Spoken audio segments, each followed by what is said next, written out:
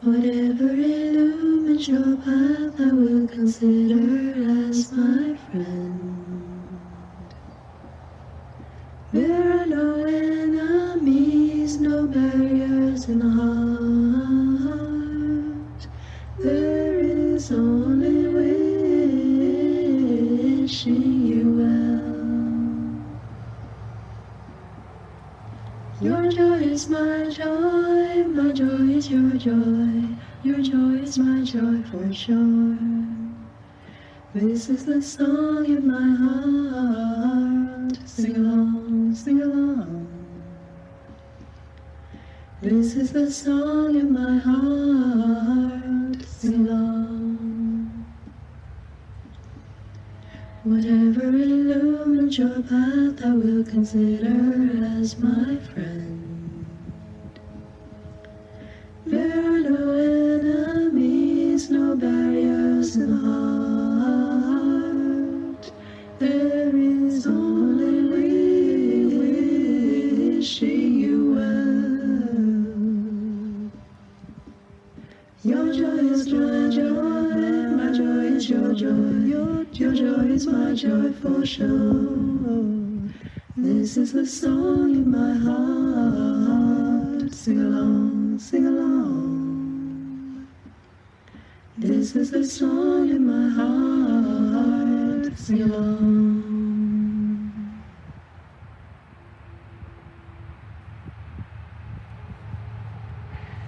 Hello, dear friends, and welcome to Mindful Monday.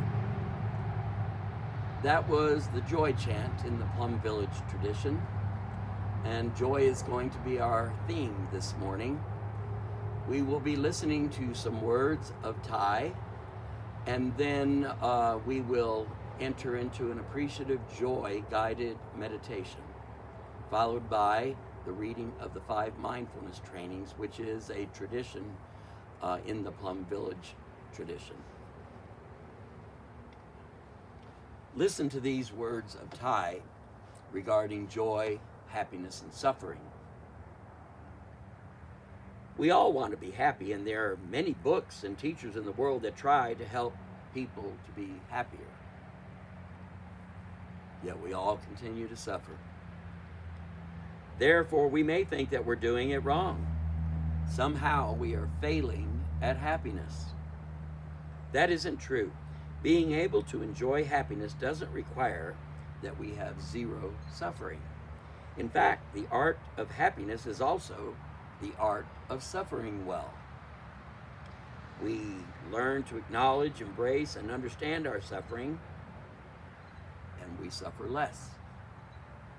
Not only that, but we're also able to go further and transform our suffering into understanding, compassion, and joy for ourselves and for others. One of the most difficult things for us to accept is that there is no realm where there's only happiness and there's no suffering. This doesn't mean that we should despair. Suffering can be transformed. As soon as we open our mouth to say suffering, we know that the opposite of suffering is already there as well. Where there is suffering, there is happiness.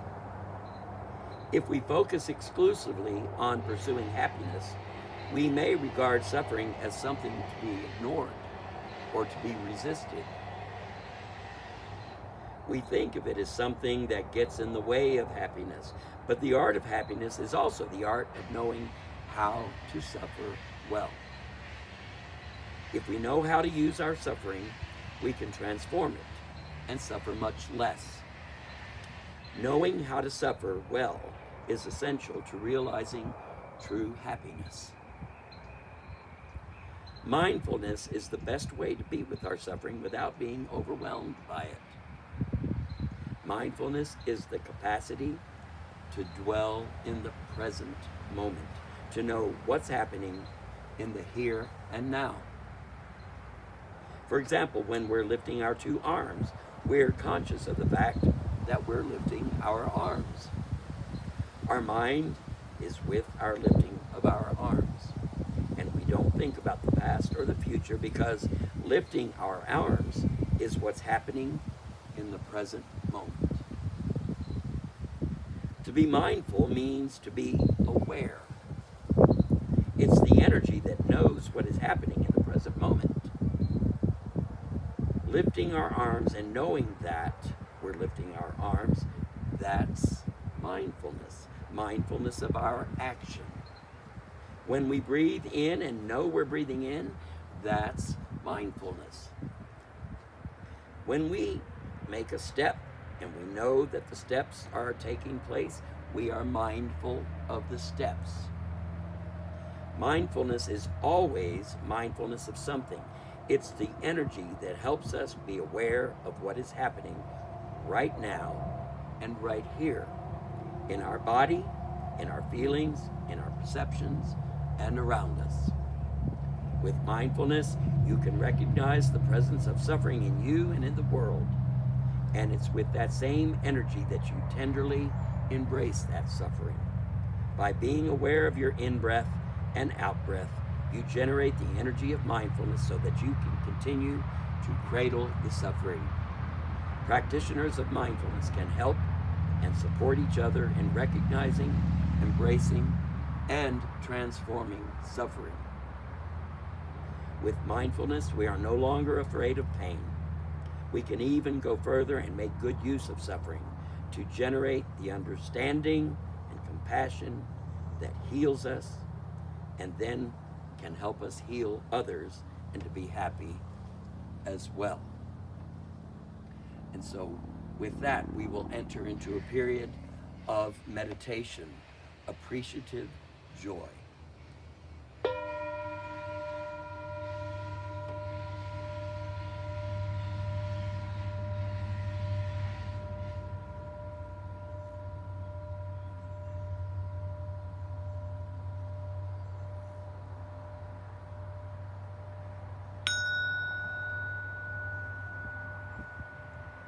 Find a comfortable but alert position in which to sit. As you allow your eyes to gently close, pay attention to the body and see if there are any minor adjustments that will help you maintain the position for the duration of the meditation. Rest your hands comfortably on your legs or in your lap.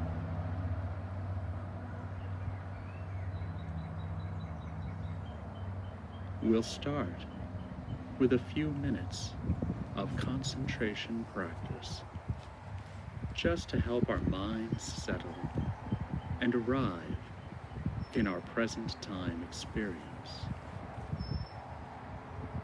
Allow your breathing to be natural, seeing where in the body you can feel the breath most clearly.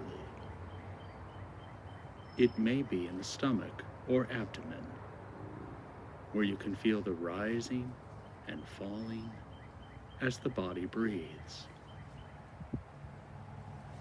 It might be in the chest, where you may notice the expansion and contraction as the body inhales and exhales. Perhaps it's at the nostrils, where you can feel a slight tickle as the air comes in, and the subtle warmth as the body exhales.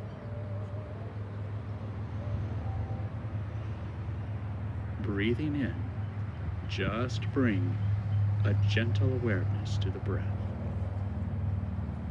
Breathing out, be aware of the breath leaving the body.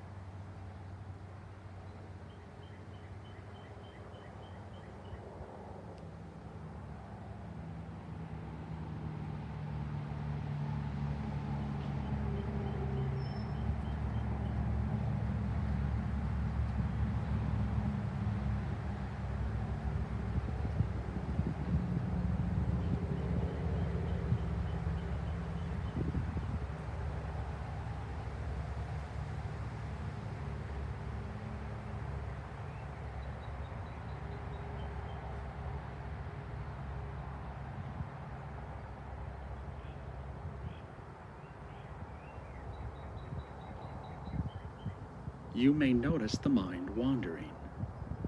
This offers us an opportunity to cultivate mindfulness and concentration.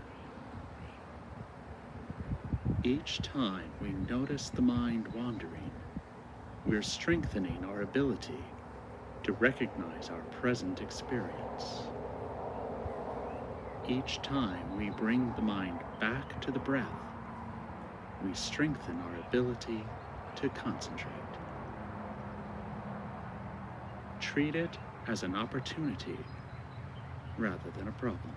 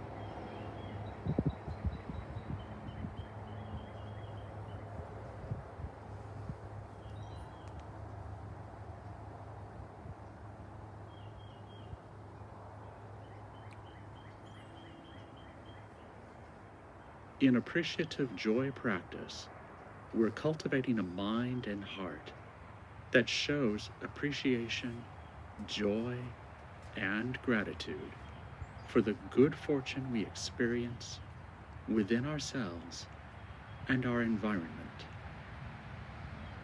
We come to understand that our happiness increases when we can appreciate the happiness in others.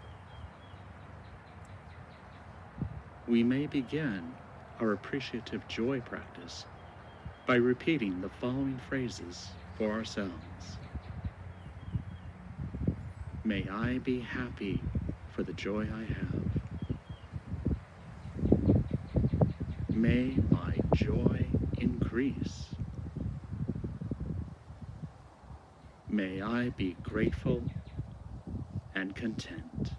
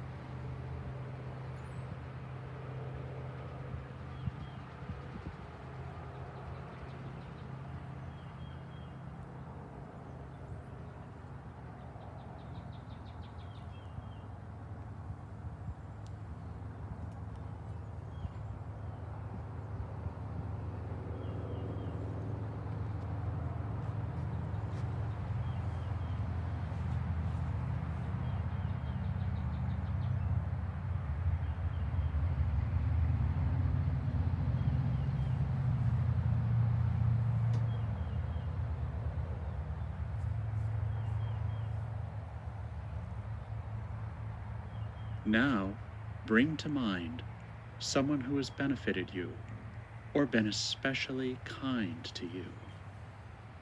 This may be a loved one, a friend, a teacher, or mentor. As this person comes to mind, tune into your natural desire to see this person happy, free from suffering, and at ease with life.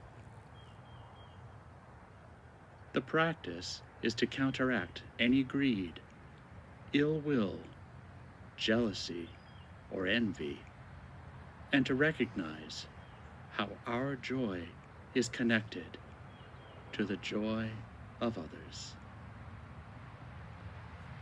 Repeat silently to yourself the following phrases. Just as I am happy for the joy I have, I am happy for the joy you have. May your joy increase. May you be grateful and content.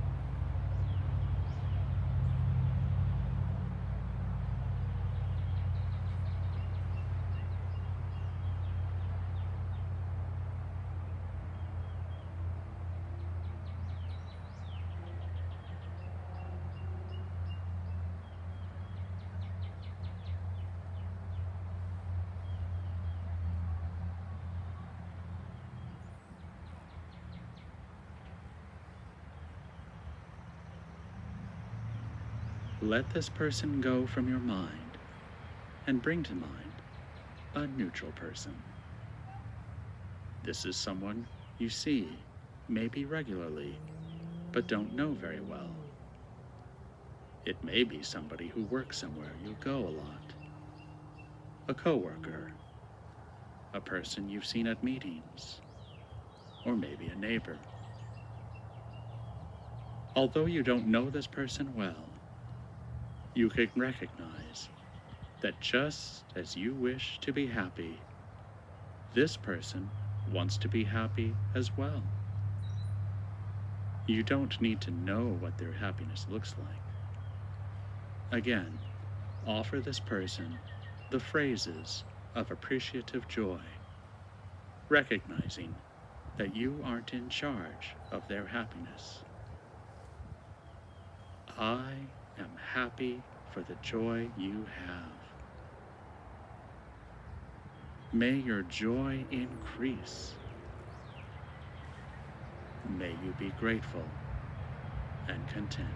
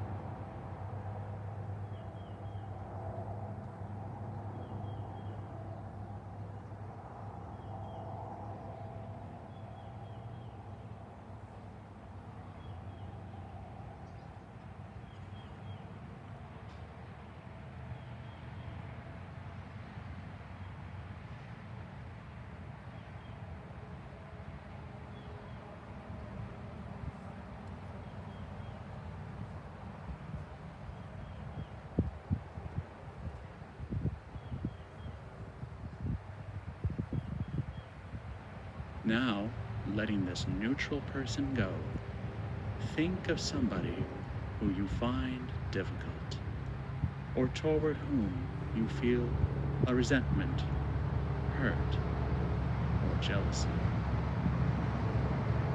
You may not want to pick the most difficult person in your life. Instead, choose someone who is currently agitating or annoying you. Again, offer these phrases of appreciative joy with the intention of recognizing that each individual is in charge of their own happiness and ease. I am happy for the joy you have. May your joy increase. May you be grateful and content.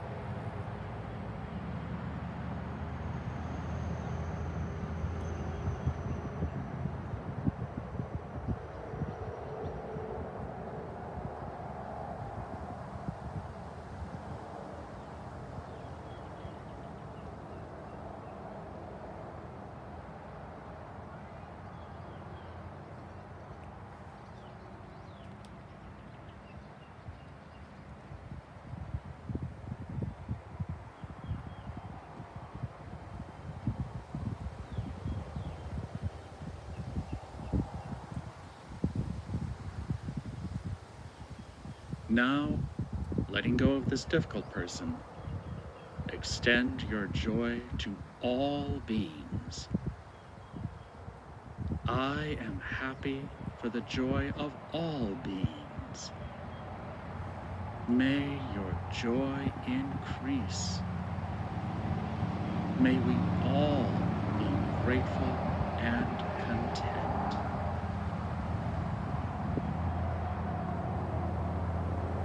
Now, letting go of all thoughts of others, return your focus to your own body, mind, and heart. Notice any discomfort, tension, or difficulty you may be feeling. Notice if you're experiencing any new lightness, warmth, relaxation, or joy. Notice if you feel any increase in your ability to appreciate the joy you and all beings have experienced. Then, whenever you are ready, allow your eyes to open gently return your attention to the space around you.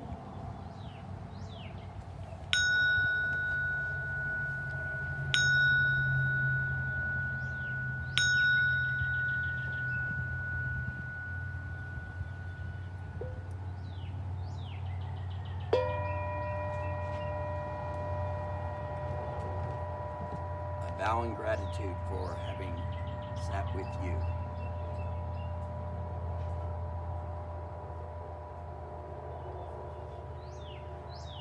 And now we come to that portion of our sitting today where I will recite the 5 mindfulness trainings in the Plum Village tradition. The 5 mindfulness trainings represent the Buddhist vision for global spirituality and ethic. They are a concrete expression of the Buddha's teachings on the 4 Noble Truths and the Eightfold Path, the path of right understanding and true love, leading to healing, transformation, and happiness for ourselves and for the world. To practice the 5 mindfulness trainings is to cultivate the insight of interbeing, or right view, which can remove all discrimination, intolerance, anger, fear, and despair. If we live according to the 5 mindfulness trainings, we are already on the path of a bodhisattva. Knowing we are on that path, we are not lost in confusion about our life in the present or in fears about the future.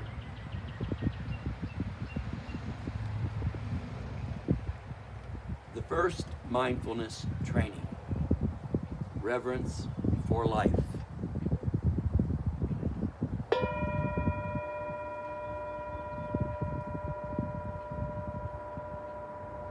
Aware of the suffering caused by the destruction of life, I am committed to cultivating the insight of interbeing and compassion, and learning ways to protect the lives of people, animals, plants, and minerals.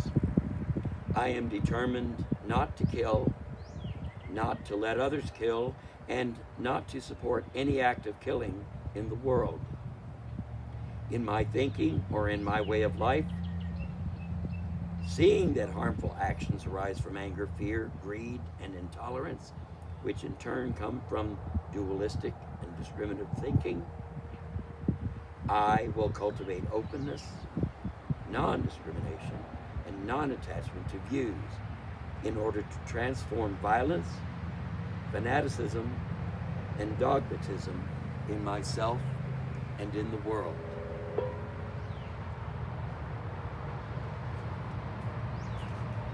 The second mindfulness training, true happiness.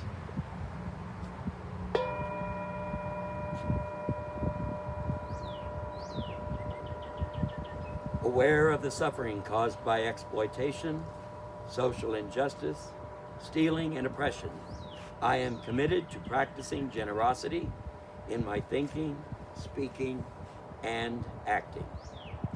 I am determined not to steal and not to possess anything that should belong to others, and I will share my time, energy, and material resources with those who are in need. I will practice looking deeply to see that the happiness and suffering of others are not separate from my own happiness and suffering. That true happiness is not possible without understanding and compassion, and that running after wealth, fame, power, and sensual pleasures can bring much suffering and despair. I am aware that happiness depends on my mental attitude and not on external conditions, and that I can live happily in the present moment simply by remembering that I already have more than enough conditions to be happy. I am committed to practicing right livelihood so that I can help reduce the suffering of living beings on Earth and stop contributing to climate change. third mindfulness training, true love.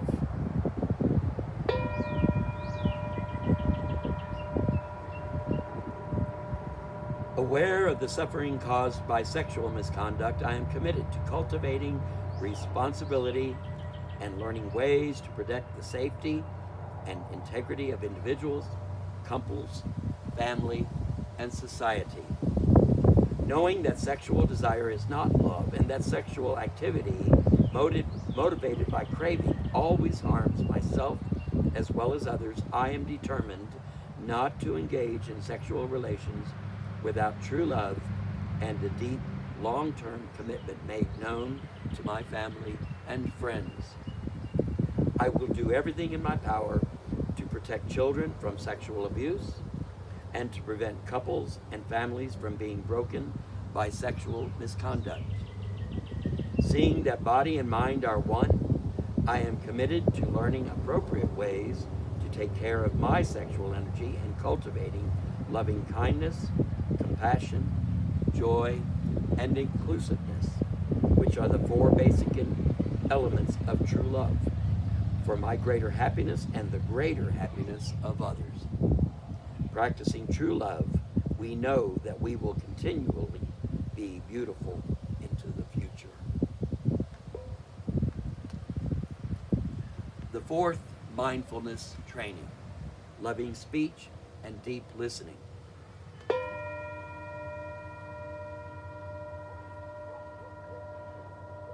Aware of the suffering caused by unmindful speech and the inability to listen to others, I am committed to cultivating loving speech and compassionate listening in order to relieve suffering and to promote reconciliation and peace in myself and among other people, ethnic and religious groups, and nations. Knowing that words can create happiness or suffering, I am committed to speaking truthfully, using words that inspire confidence, joy, and hope. When anger is manifesting in me, I am determined not to speak. I will practice mindful breathing and walking in order to recognize and look deeply into my anger. I know that the roots of anger can be found in my wrong perceptions and lack of understanding of the suffering in myself and in the other person. I will speak and listen in a way that can help myself and the other person to transform suffering and see the way out of difficult situations. I am determined not to spread news that I do not know to be certain, and not to utter words that can cause division or discord. I will practice right diligence to nourish my capacity for understanding, love, joy, and inclusiveness, and gradually transform anger, violence, and fear that lie deep in my consciousness. The fifth mindfulness training, nourishment and healing.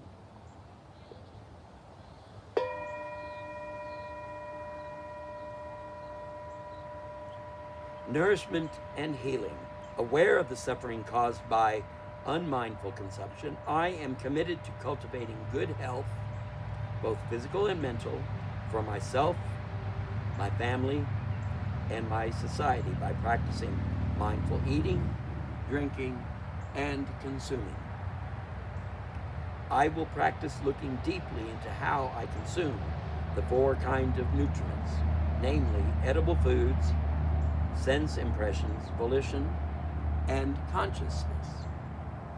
I am determined not to gamble or to use alcohol, drugs, or any other products which contain toxins, such as certain websites, electronic games, TV programs, films, magazines, books, and conversations. I will practice coming back to the present moment to be in touch with the refreshing, healing, and nourishing elements in me and around me, not letting regrets and sorrow drag me back into the past, nor letting anxieties, fear, or craving pull me out of the present moment.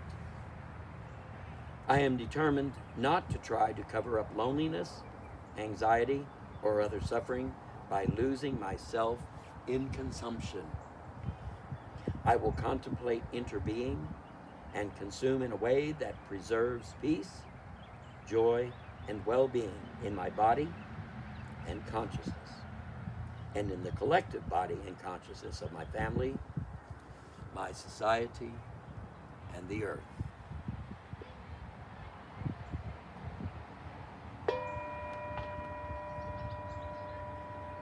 These I will do to the best of my ability.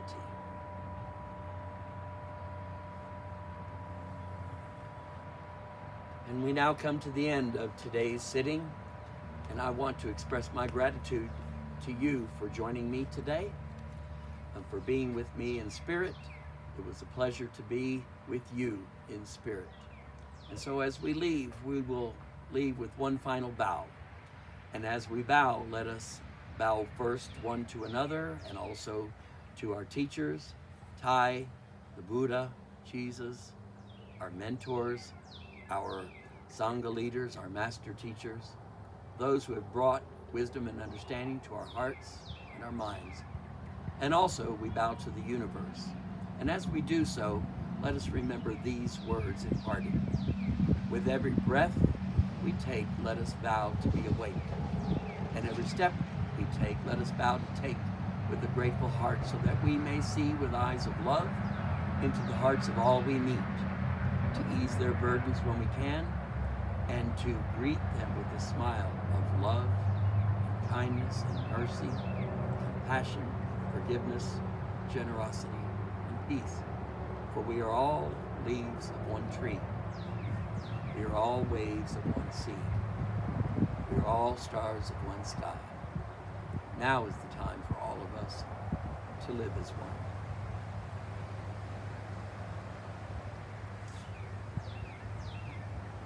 And now go and be a blessing and be blessed. Until next time.